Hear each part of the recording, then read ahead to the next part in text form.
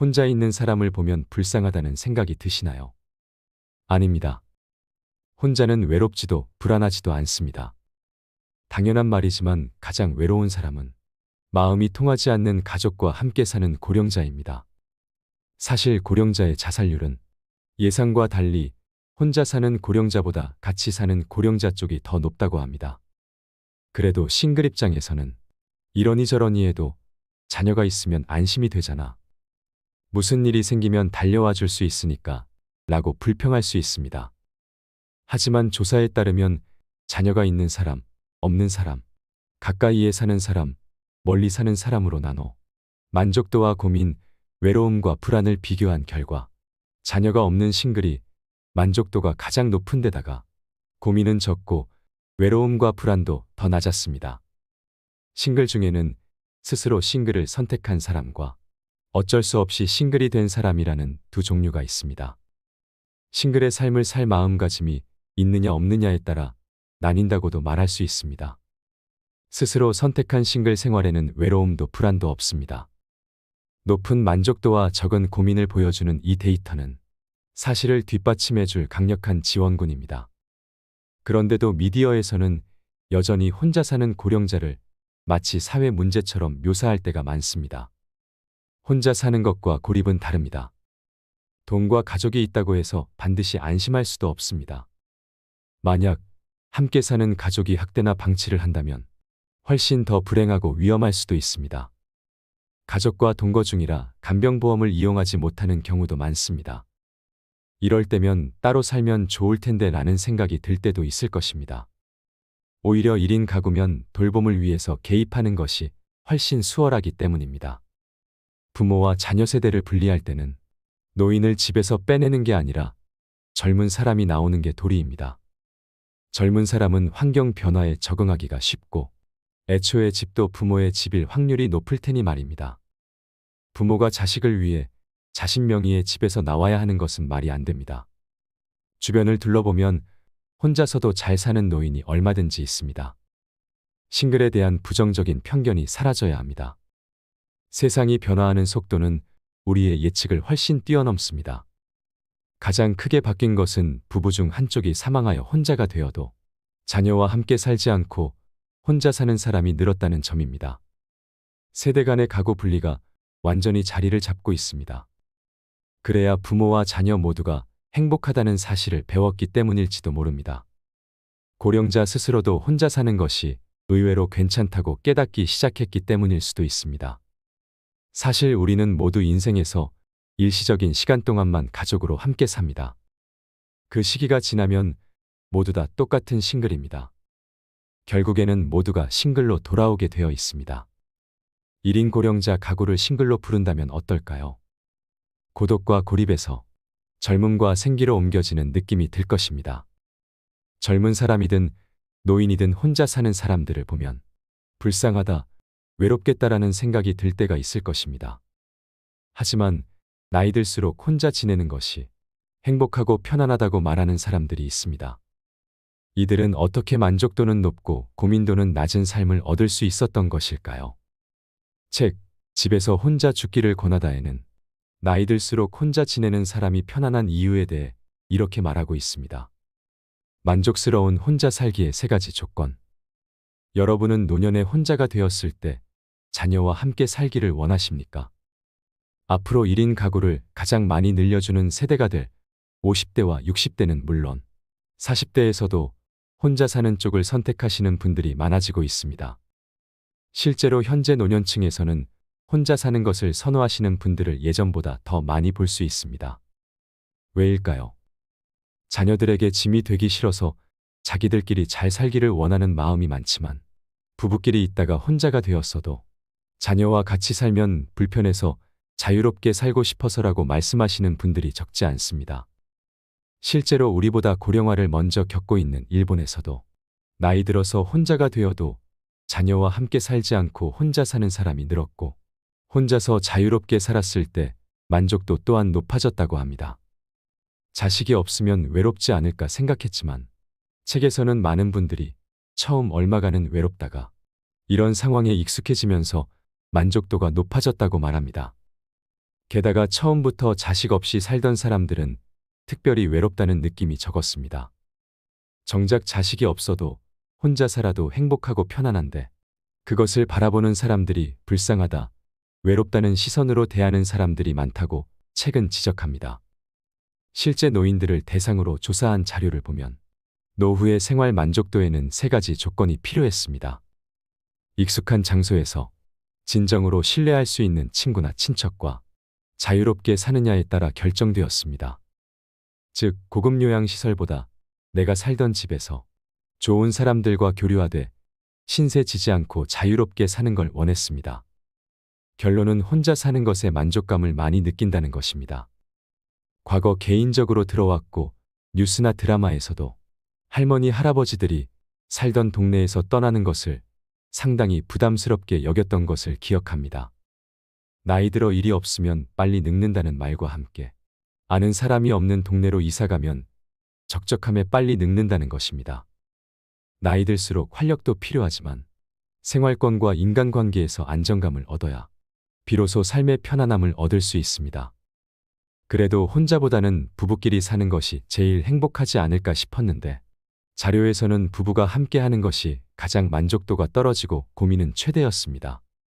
서로가 이해하지 않고 가치관을 존중해주지 않고 해야 하는 일이 한 사람에게 쏠려 있는 경우가 많은 것 등이 원인이었습니다. 3인, 4인 가족이면 만족도는 올라갔지만 사람이 많아지니 오히려 고민이 늘었습니다. 뭐니 해도 혼자 사는 것이 2, 3, 4인 가족보다 고민도가 낮고 만족도가 최고였습니다.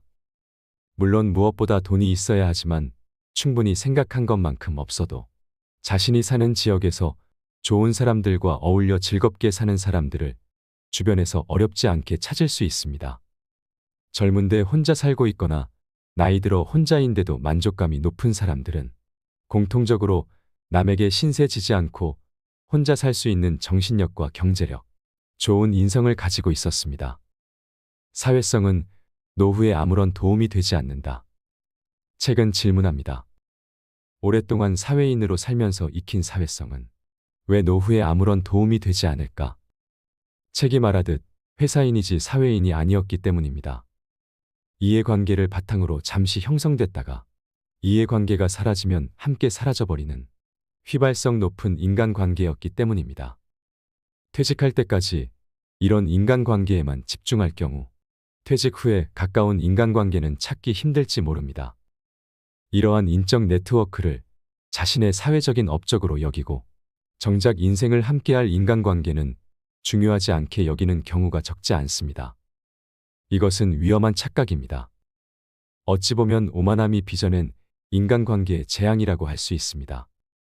자신의 인격을 닫고 인간 본연의 마음으로 사람을 대해야 합니다.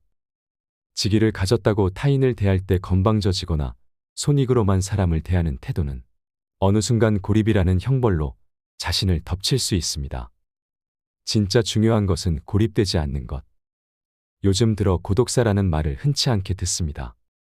이 말에는 혼자 사는 사람들을 걱정하는 뜻이 담겨 있습니다. 하지만 책은 고독은 고립, 동거는 안심이라는 함정에 빠지지 말라고 강조합니다.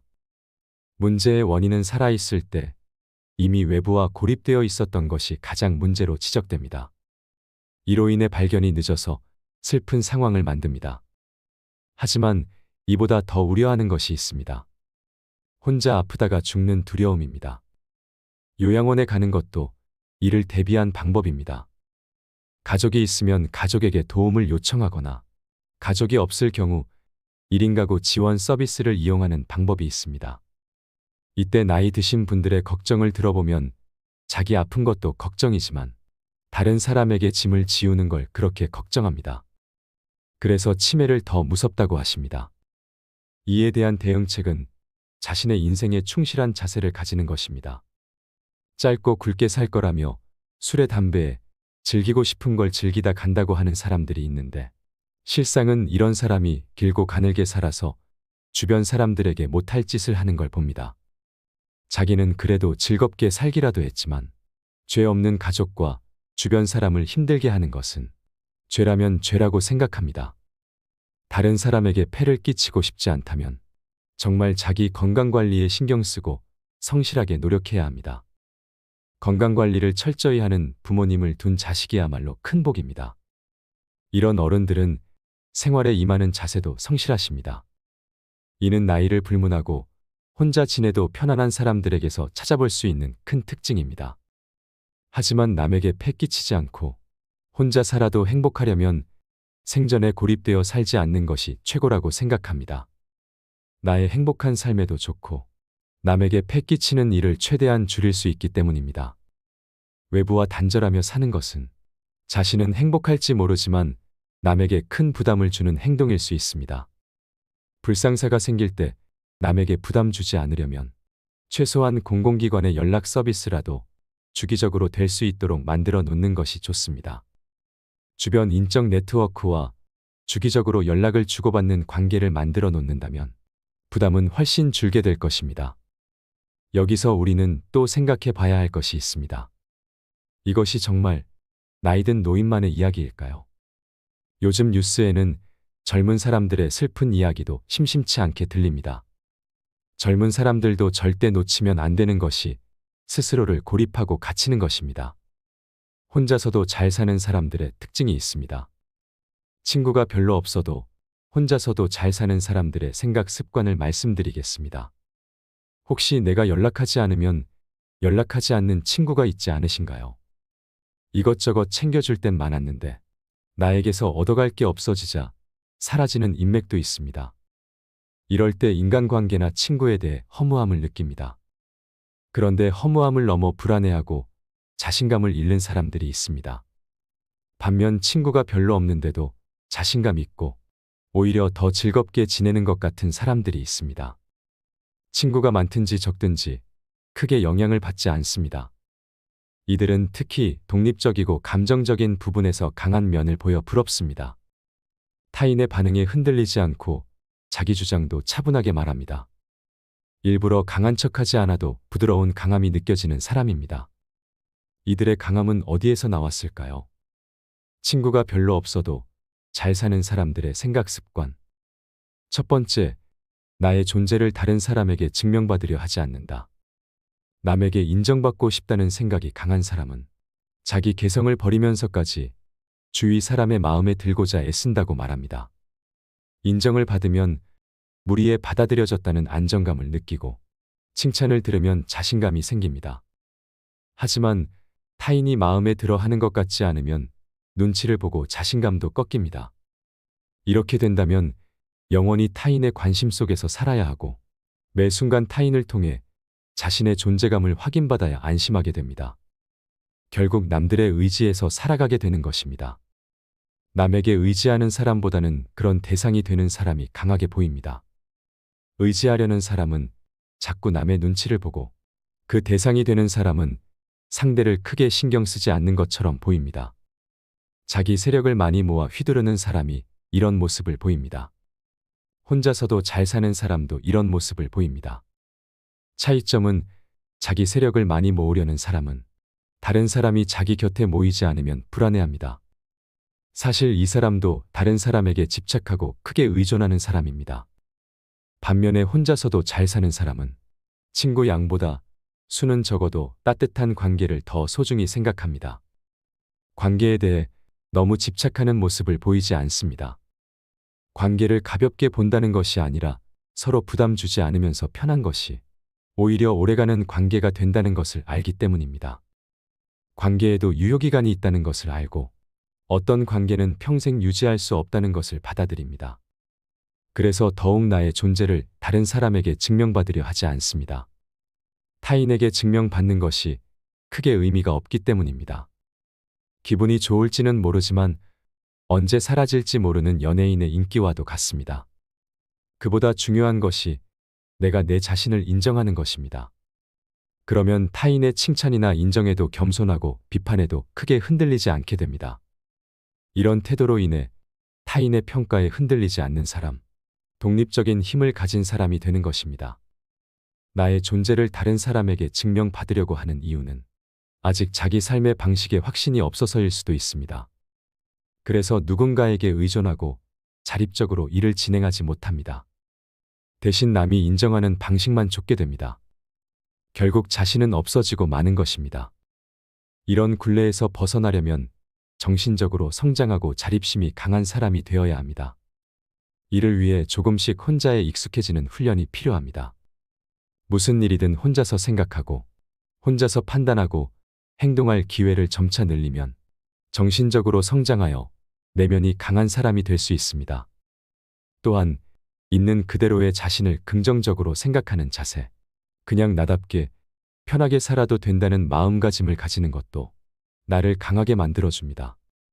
두 번째, 타인의 감정까지 책임지지 않는다. 인간관계가 원만하고 스트레스도 덜 받는 사람은 거절에 대한 타인의 감정까지 책임지지 않습니다.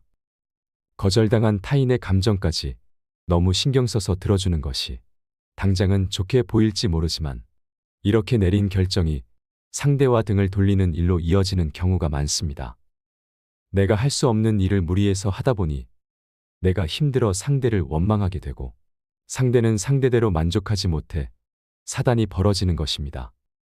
이래서 차라리 처음부터 깔끔하게 정리하는 것이 좋다는 말이 나오는 것입니다. 문제의 소지가 적을 때 끝내버려야 서로에게 앙금도 덜 생기고 좋습니다. 이런 일관된 태도로 계속 대하면 서운한 감정이 아니라 당연하다는 생각을 갖게 됩니다. 인간관계가 원만하고 스트레스도 덜 받는 사람은 바로 이런 점을 알고 실천해 자신에게 타인들이 익숙하게 만든 것입니다. 싫다는 사람은 잡지 않습니다. 서로가 편한 사람을 만나면 된다는 생각입니다. 친구가 별로 없더라도 신경 쓰지 않고 잘 사는 사람들도 이런 생각으로 편하게 살아갈 수 있었습니다. 타인의 감정은 내가 어떻게 할 수 있는 것이 아닙니다. 내 예측대로 되는 것도 아닌 경우가 많습니다. 내가 순리대로 결정했으면 상대의 감정까지 너무 신경 쓰지 않아도 됩니다. 타인의 감정까지 책임지려는 마음은 너무 과한 것입니다. 자신이 배려할 수 있는 선까지 배려했으면 됩니다. 그 후 타인의 감정은 타인의 것이라고 생각하면 결정이 자유롭고 타인의 태도에 마음이 휘둘리는 일이 확 줄어듭니다. 세 번째, 마음의 평안을 밖에서 구하지 않는다. 자기 마음에서 평안을 발견하지 못할 때는 밖에서 구하려고 해도 소용없을 때가 많다. 프랑스 사상가인 라로슈프코의 말입니다. 불안하거나 인간관계가 잘 풀리지 않을 때 친구들을 만나 해소하려고 하는 경우가 있습니다. 당신은 즐겁고 해소가 된 듯하지만 다시 혼자가 되자 풀린 것은 없어 허탈한 경우가 있습니다. 내면에서 문제를 해결하지 않은 채 겉만 건드렸기 때문입니다. 물론 친구를 만나 이야기를 나누는 것은 좋은 방법입니다. 스트레스도 해소하고 아이디어도 얻습니다. 그런데 생각보다 이런 경우는 그렇게 많은 것 같지 않습니다. 또한 불안하고 문제가 있을 때 친구가 만나자고 하면 오히려 귀찮아지는 경우가 있습니다. 누가 만나자고 해도 만나고 싶은 마음이 없습니다. 그냥 혼자 있고 싶습니다. 마음의 평안은 내가 받아들일 때 만들어집니다. 타인의 조언도 도움되지만 결국 이것도 내가 어떻게 받아들이냐에 달려 있습니다. 내가 확고해지고 결심했을 때 평안을 찾는데 그것은 오로지 나만이 결정할 수 있는 일입니다. 외로움을 해결하는 것도 마찬가지입니다. 타인에 의해 되는 것 같지만 결국 외로움을 받아들이는 나의 생각에 따라 타인의 태도가 달라지고 관계도 달라집니다. 외로움 자체에 대한 생각도 말이지요. 나의 존재를 다른 사람에게 증명받으려 하지 않는다. 타인의 감정까지 책임지지 않는다. 마음의 평안을 밖에서 구하지 않는다. 친구가 별로 없어도 잘 사는 사람들의 생각 습관 세 가지를 꼭 기억하시길 바랍니다. 불교에는 일체계고라는 말이 있습니다. 세상 모든 것은 괴로움이라는 말입니다. 석가는 이렇게 통찰했습니다. 그러고 보면 세상에는 기쁘고 즐거운 일보다 슬프고 괴로운 일이 더 많은 것도 같습니다. 어쩌면 인생이 괴로운 것도 삶이 편치만은 않은 것도 당연한 것입니다. 그렇게 삐딱하게 보지 말고 하하 호호 살면 안 되냐고 되물을지도 모르겠습니다. 그러나 때로는 삶의 기쁨보다 괴로움이 더 많다는 관점으로 세상을 바라볼 때 다시 일어설 힘을 얻기도 합니다. 인생이란 게 참 힘겹네. 나는 원래 나약한 존재인가 봐. 어렴풋이 이러한 생각을 하는 사람도 있습니다. 노력하면 꿈은 이루어진다는 말에 도저히 공감할 수 없고 아무리 발버둥을 쳐도 나아지지 않는 현실에 지칠 대로 지친 사람도 있습니다. 이런 괴로움을 붙들고 있다가 우연히 태어난 이 몸뚱이가 빌린 것에 지나지 않음을 깨달으면 비로소 고개를 끄덕입니다. 나를 잠시 빌린 몸으로 받아들이자. 그러한 다음 마음을 차분히 가라앉히고 괜찮다고 다독이며 생의 마지막까지 살아보면 어떨까요? 자신을 몰아세우지 않는 선에서 흔히 이상적인 모습으로 살고 싶다고들 합니다. 내가 바라는 모습으로 살 수 있으면 얼마나 좋을까요? 그래서 모두가 자신을 꿈에 그리는 모습으로 바꾸려고 열심히입니다. 이상적인 삶을 살기 위해서 말입니다. 그런데 이렇게 사는 건 만만치 않습니다. 사람은 자신의 기억과 다른 이의 인정이 빚어낸 존재입니다. 이상적인 내 모습을 이야기하지만 정작 나에 대해서조차도 제대로 알지 못합니다. 요즘에는 진정한 내 모습 찾기, 있는 그대로의 나로 살기 같은 말이 인기입니다. 그러나 그것은 애당초 이루어질 수 없는 일입니다. 진정한 나, 있는 그대로의 나는 언뜻 생각하면 무엇에도 얽매이지 않고 그저 마음 가는 대로 사는 멋진 모습으로 보일 수도 있습니다. 그런데 누가 무엇을 기준으로 내가 진짜이고 있는 그대로라고 판단한단 말일까요? 이 점이 참으로 궁금합니다. 진짜 내 모습을 찾아 그대로의 나로 살기 위해서 또는 바라는 내가 되기 위해서 나의 기억과 다른 이의 인정 사이를 헤매며 지금 이대로도 괜찮은지 소갈이할 뿐이지 않은가요? 지금 내 삶이 마음에 들지 않으니 진정한 내 모습을 찾고 싶다고 하소연하는 분들이 있습니다. 그런데 나라는 존재의 불편함을 느끼는 건 어쩌면 당연합니다. 처음부터 원하는 모습으로 태어난 사람은 없습니다. 문득 정신을 차려보니 이런 모습을 하고 있을 따름입니다. 말하자면 태어날 적부터 남이 지어준 옷을 걸치고 있는 셈입니다. 애당초 몸에 꼭 맞을 리 없고 옷을 입고서 그저 온 힘을 다해 나로 살아갈 뿐입니다. 물론 마음속 이상을 쫓으며 즐겁게 사는 사람도 있습니다. 그러한 사람은 그러한 사람대로 행복하니 다행이라 여기면 그만입니다. 꿈과 희망 그리고 이상적인 모습이라는 말에 인생을 쏟을 수 있다면야 문제될 것이 무엇인가 하지만 이러한 말이 불편한데 억지로 자신을 꿰맞추려 하면 새로운 고통이 움트게 됩니다. 매일을 알차게 보내고 싶어요. 인생을 조금 더 보람차게 살고 싶습니다 하며 어떻게 하면 가치 있는 삶을 살 수 있을지 고민하는 마음은 이해합니다. 그러나 이런 생각 때문에 도리어 삶이 버겁다면 알찬 인생을 보내야 한다느니 자아를 실현하며 살아야 한다느니 하는 마음의 짐은 그만 내려놓아도 좋겠습니다. 요즘은 너나 할 것 없이 이를 악물고 삽니다. 더 나은 삶을 살아야 한다고 채찍질하고 남들보다 앞서 나가려 조바심을 냅니다. 기왕이면 나에게 이익이 되었으면 싶고 좋은 소리를 듣고 싶은 욕심도 나지요. 그래서 온 힘을 다해 일과 휴식에 열을 올립니다. 일정이 비기라도 하면 슬금슬금 불안이 밀려옵니다. 이렇게 살면 숨도 찰 테니 힘을 조금 빼고 별것 아닌 모습으로 살면 얼마나 좋을까요? 물론 마음처럼 쉽지는 않을 것입니다. 사람은 있는 힘껏 힘주기는 잘해도 의외로 힘을 빼는 데엔 서툴기 때문입니다. 참선하러 가는 이들만 봐도 그렇습니다. 어깨와 손발에 힘을 풀라 해도 곧장 힘을 풀 수 있는 사람은 없습니다. 다만 한 번쯤 떠올려 보았으면 합니다. 우리는 태어나고 싶어 안간힘을 써서 태어난 게 아닙니다. 태어나야 할 때를 골라 세상에 태어난 사람은 없습니다. 사람은 낳을 때부터 수동적인 존재입니다. 아이는 어른의 보살핌이 없으면 결코 혼자서 자랄 수 없습니다. 우리는 인생의 시작 전부터 남에게 신세를 지며 살아왔습니다. 그러니 무턱대고 있는 힘껏 사는 게 얼마나 자연스럽지 못한 일인가요? 우리는 날 때부터 수동적인 존재여서 무언가의 등을 떠밀리듯 살면 숨이 차오르기 마련입니다. 어쩔 수 없이 온 힘을 다해야 하는 상황이라면 자기 자신을 몰아세우지 않는 선에서 최선을 다하면 됩니다. 애써 힘쓸 것 없습니다. 대부분의 일은 그냥 두면 알아서 흐릅니다. 죽음이 눈앞에 다가오면 대단한 일 같은 건 남지 않습니다. 지금 허우적대는 문제는 떠오르지도 않을 것입니다. 인생의 마지막 순간의 삶을 돌이켜보면 얼마간의 만족감과 몇 가지 후회만 남는다고 하지 않던가요? 많은 분의 넋을 기리며 제가 느낀 바는 이렇습니다. 그리고 이 정도의 마음이면 충분합니다. 무심한 마음으로 살면 더할 나위 없습니다. 그러면 마음이 한결 편안합니다. 그리고 훗날 마음 편히 눈 감을 수 있습니다. 사람에게는 좌절이 필요합니다. 예전에 학교를 다닐 때 있었던 이야기입니다.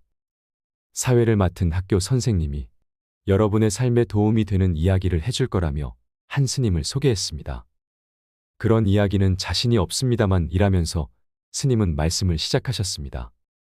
저는 60이 다 된 늙은이라 사실 여러분의 마음을 잘 알지 못합니다. 지금부터 해드릴 이야기가 인생에 도움이 될지 어떨지 모르겠지만 저에게도 학생 시절이 있었지요. 그때를 떠올리며 이야기하려 합니다. 이건 좀 괜찮네 싶은 말이면 마음속에 간직해도 됩니다 하셨습니다. 그런 다음 풀어놓은 이야기를 간추리면 아래와 같았습니다. 어른들은 여러분에게 꿈과 희망을 가지라고 말할 것입니다. 물론 꿈을 이루며 살면 박수받아 마땅합니다. 그런데 이 나이를 먹도록 살면서 배운 점이 있습니다. 꿈이 이루어지지 않거나 바라는 대로 되지 않을 때가 인생에는 훨씬 많다는 점입니다. 살면서 한 번쯤은 꿈이 무너져 좌절하게 됩니다. 하지만 걱정하지 않아도 됩니다. 꿈이 산산조각 나도 인생은 계속되니까 말이지요. 꿈을 이룬 것보다 중요한 건 꿈이 무너져도 살아갈 수 있느냐라는 것입니다. 주변을 한번 둘러보세요. 여러분의 선생님과 엄마 아빠는 어릴 적 품었던 꿈을 이루어 꿈에 그리던 그런 인생을 살고 있을까요?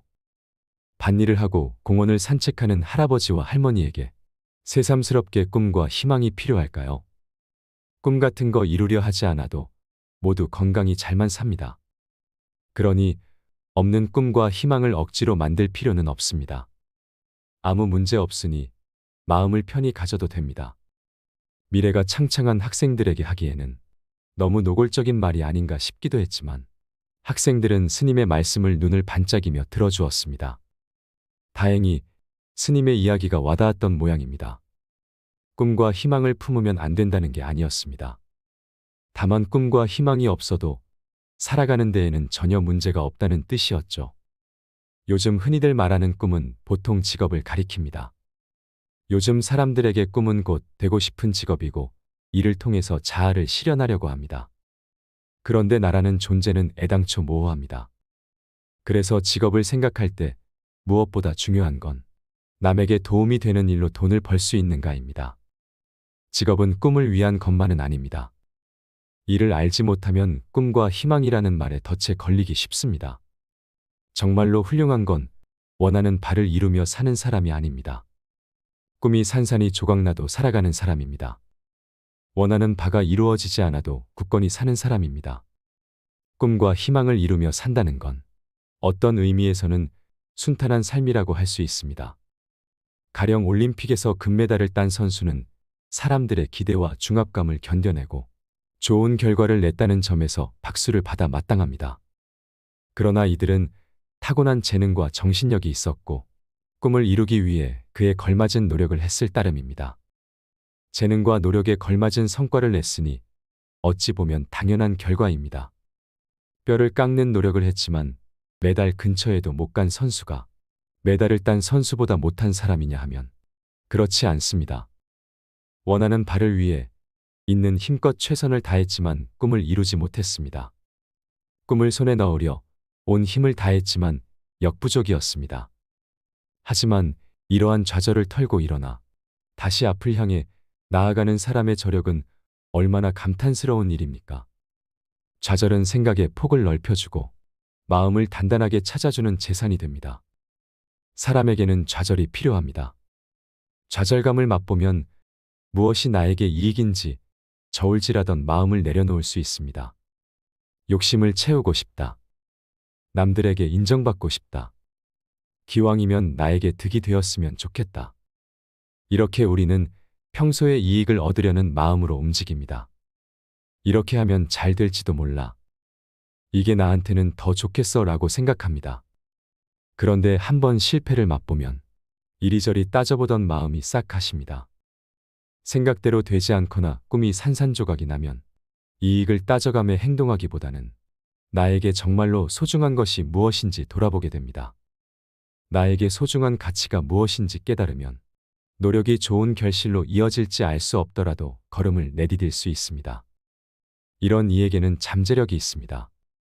그러니 꿈이 손에 잡히지 않아도 낙심할 것이 없습니다. 꿈과 희망이 오히려 인생의 걸림돌이 될 때도 있습니다. 꿈이든 희망이든 어찌 보면 마약이나 다름없습니다. 이루어질 리 없는 꿈을 하염없이 붙들고 있는 건 꿈이라는 환상이 끝났을 때 현실이 두렵기 때문입니다. 꿈과 희망을 꼭 붙들고 있기가 힘겹지 않으신가요? 계속 힘겹게 붙들고 있을 것인가요? 아니면 놓아버리고 편해질 것인가요? 꿈이라는 말 뒤에 가려진 속마음을 한 번쯤은 유심히 살펴야 합니다. 삶이란 결국 죽음을 향해 가는 여정이기에 과욕을 부리지 말고 사소한 감정에 휘둘리지 말아야 합니다. 자신을 올가매는 꿈과 희망이라는 짐조차 내려놓고 힘 빼는 연습을 해야만 지혜로운 삶의 주인이 될 수 있음을 우리는 기억해야 합니다. 이 세상을 사는 일은 생각보다 쉽지 않아서 끊임없이 자신의 마음을 살펴야 합니다. 조금은 힘을 빼고 무르르듯 살아보세요. 걱정과 괴로움에서 벗어나 나이 들수록 혼자서도 잘 지내는 사람이 되시길 바랍니다. 이상으로 인생 철학이었습니다. 철학이 있는 당신의 삶을 응원합니다.